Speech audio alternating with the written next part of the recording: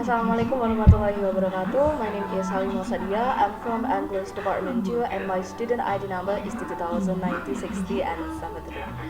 Okay, I will explain about functional theories of translation in the chapter 5. In the subbab text type, Katharina Ray's work in the 19th and 17th built on the concept of equivalence but viewed the text rather than the word and a sentence as the level at which communication is achieved and at which equivalence must be sought. Her functional approach aimed initially at systematizing the assessment of translations. There is three functions of language by German psychologist and linguist by Karl, and the first is informative function, and the second expressive function, and the last is appellative function. Next is the main characteristics of each text type are summarized by Reis as follows. The first is informative text type.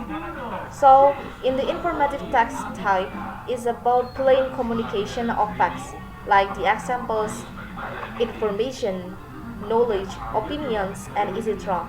The language dimension used to transmit the information is logical or referential. The concept or topic is the main focus of the communication. And the second is expressive text type. Is like a creative composition. So the other uses the aesthetic dimensions of the language. The other or sender is origin as well as the form of the message. And the third is operative text type.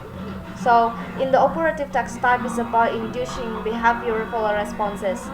The aim or the purpose of the appellative function is to appeal to or persuade to reader or a receiver of the text to act in a certain way. For example, to buy a product like an advertisement or to agree to an argument.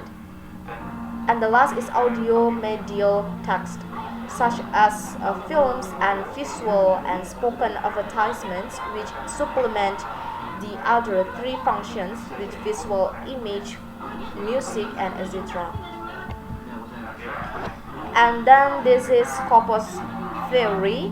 So scopus is the Greek word for aim or purpose and was introduced into translation theory in the 90s and 70s by Hans G. Vermeer.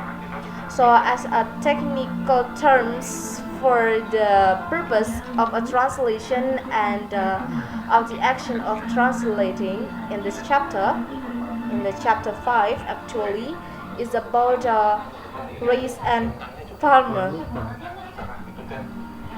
And this as follows.